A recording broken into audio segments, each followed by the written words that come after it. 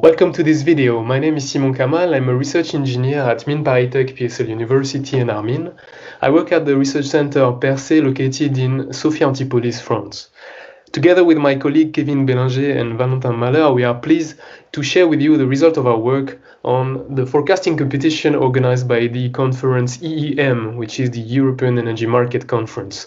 The 2020 edition proposed a probabilistic forecast of aggregated wind production at the regional level, and the data was given with hourly resolution. I will introduce ourselves, the competition, and then Kevin and Valentin will give more details about the implementation. So this is our team. Kevin is PhD candidate supported by CNR. He's working on photovoltaic forecasting. Valentin is a PhD candidate supported by ADEME. He's working on the modeling of electricity prices in the context of high penetration of renewables. And myself, Simon, I'm project manager of Smart Forest, which is a Horizon 2020 project working on next generation solution for renewable forecasting. And so the history behind this team is that we were very happy to work collaboratively on this forecasting competition. It actually started in March 2020 when the lockdown came into force in France. So although we had to stay at home, it was a very good experience to share ideas, code with Git, Skype. And so we want to thank the organizers for this opportunity. A few words about our research center Persée. It's one of the 18 research centers of Mines ParisTech and Armin. We claim it's a leading organization on the subject of renewable integration since the 80s. And since then, we've gathered a long experience on forecasting renewable energy and all the related applications. This is illustrated by a series of past projects, Anemos, Anemos Plus, Safe Wind, but also more recent ones such as Restable. And this is ongoing with new projects, Smart Forest, Regions, Xflex Hydro. Beyond European projects, we are actively collaborating with industrial and academics, so please get in touch with us if you're interested. I list below some of our recent work on forecasting and applications, and you will have the bibliography links at the end of the presentation. The important message here is that we work on the various challenges that occur currently in RES forecasting. This is the outline of the presentation. I will recall the objectives of the EEM 20 competition and outline some challenges, and then Valentin and Kevin will follow with our approach and our results. So the competition proposed the forecast of the aggregated wind production in 4 different price regions of Sweden. What was requested was a day-ahead probabilistic forecast in the form of quantiles. We had initially 1 year-long training set, and then the testing set was split in 6 successive tasks that were given in 6 successive weeks, and this forms a 1 year-long testing set. What was available in terms of data? On one hand, a numerical weather prediction from the Norwegian Meteorological Service. It was 10 ensembles. We didn't know which model, which one were used, and the classical set of weather variables was given. On the other end, data was given on wind turbine, so we had access to the aggregated production level by region, and for each wind site we just had access to the standing data, so the location, installed capacity, and so on. So what were the challenges? Well, we have 10 NWP ensembles and a large number of turbines, around 4,000, so the resulting problem is quite large. And then how can we downscale this large problem and extract the most relevant inputs is the first challenge. The second challenge is that we observe that the installed capacity of wind turbines in different regions actually evolves over time. So we need to make sure that our forecasting models is actually adapting to this dynamic response. And last point is that we don't know much about what happens at the wind site level, at the turbine level. So one idea could be, can we consider the physics of the wind power generation to get a better idea of what happens on the site? Because, for instance, we have the NWP of the wind speed, which is given at 10-meter height, whereas the hub height of a wind turbine is higher, up to 100 meter, for instance. So how can we consider the physics to help us in that respect? And the last point is that how can we derive a forecast for this specific problem, which is a direct forecast of the regional production that must be precise and reliable.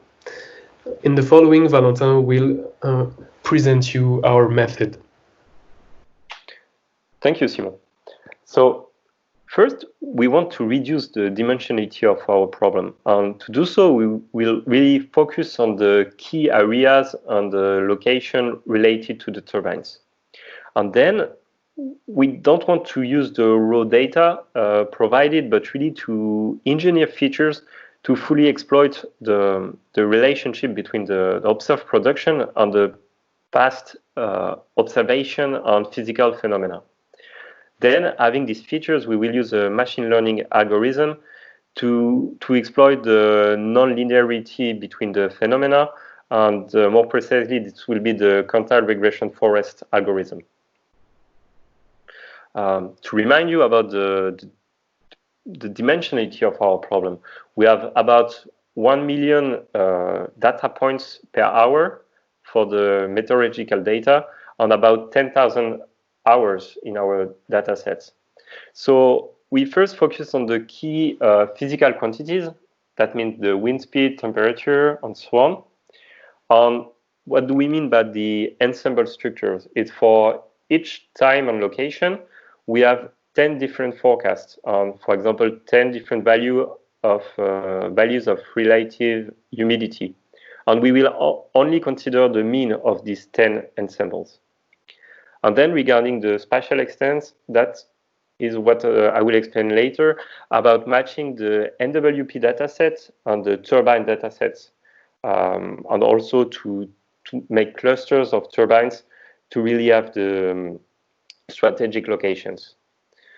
For the matching of these datasets, the orange dots on the right represent all NWP grid points, and the black dots represent our turbines.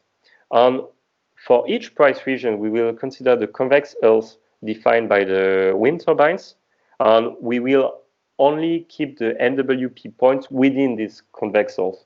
And then we will train 4 models separately for each price regions. For the key locations, we have represented on the right the price region really in the south of Sweden, and each dot is again a wind turbine. The idea is to create the clusters using the weighted k-mean approach, and each color represents now a cluster. And the cross is the center of each cluster that will ultimately be the points that we will select in our algorithm. And why do we say it's weighted k-means? It's because it's not only the location of the turbines that matters, but also the maximal power that are used to create these clusters. Then come the feature engineering parts. The first one is about past production. We will adopt an analog-based approach. And the idea is for the time we want to forecast, we will have a meteorological situation. Here we will focus on the wind speed. And then we will look in our historical data set and keep the most similar situation. And to do so, we will consider a principal component analysis on Euclidean distance to identify the most similar situations. Then we will have a set of time associated to observed production, and we will average this normalized production in order to have a sort of forecast for the upcoming production. But this will be an input to our machine learning algorithm. In parallel, we also have feature engineering for wind power drivers. I will not go into the details. I laid the table if you want to have a closer look. But first, that was to extrapolate the wind speed at higher altitude, so not 10 meters, but 100 meters.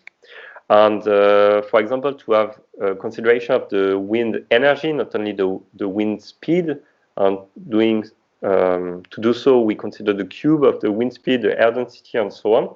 Also to consider the spatial and temporal dependency.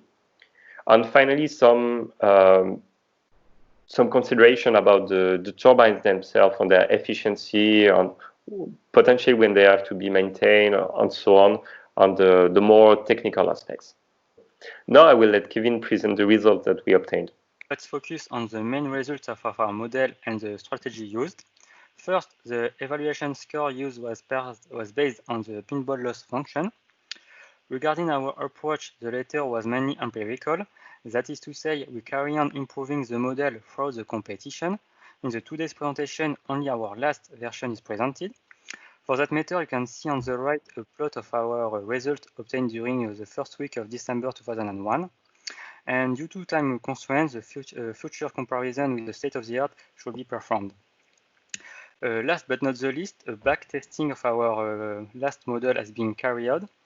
On the whole, we can see that our best model performed better than its previous version and enable an improvement of 0.6 point.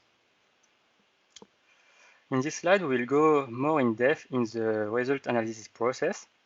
An important feature of probabilistic forecast is that they must be calibrated. That is to say, the frequency of observation below predicted quantile should match the theoretical nominal quantile as much as possible.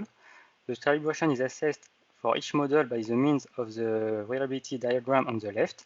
We see that the calibration is correct because deviations from the diagonal are limited, and although the models tend to overestimate production in region 2, 3, and 4, but underestimate production in region 1. Moreover, on the right diagram is presented the evolution of the normalized mean absolute error for all the regions. It's worth mentioning that the score decreased as we move on during the competition, but also to our knowledge, the forecasted performance are quite similar with the literature. Let's sum up our approach. During this competition, we had to face several challenges. First, we had to deal with the dimensionality reduction. To do this, we use aggregated assembled forecast and use several methods to reduce the spatial extent of the data. Then, to take into account the evolution of the installed capacity, we normalize the power production. To include physics of wind power generation, such as conversion efficiency and so on, we use the relevant features, namely the cube of the wind speed extrapolated at the nacelle height. And finally, to take into account the complex stochastic relation between wind power production and the several inputs, we use a well-proven model by a state-of-the-art, namely the quantile regression forest algorithm.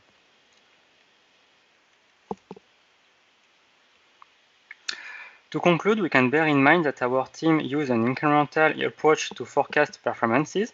The final version of the model seems promising for regional wind production forecast and could potentially be applied for real-life application and also for other regions or type of renewable energies. We are currently working on new improvement, and this will be published in an upcoming paper. On this slide, you can find relevant references used to support our work. Thanks for your attention. My colleague and myself would like to warn the Compagnie Nationale du Rhône for supporting my thesis project, the French Agency for Ecological Transition and Armens for supporting Valentine's thesis project, and also the European Commission for supporting the Smart Forest project managed by Simon Kamal. If you have any questions, do not hesitate to contact us at our email address presented at the first slide. Thank you.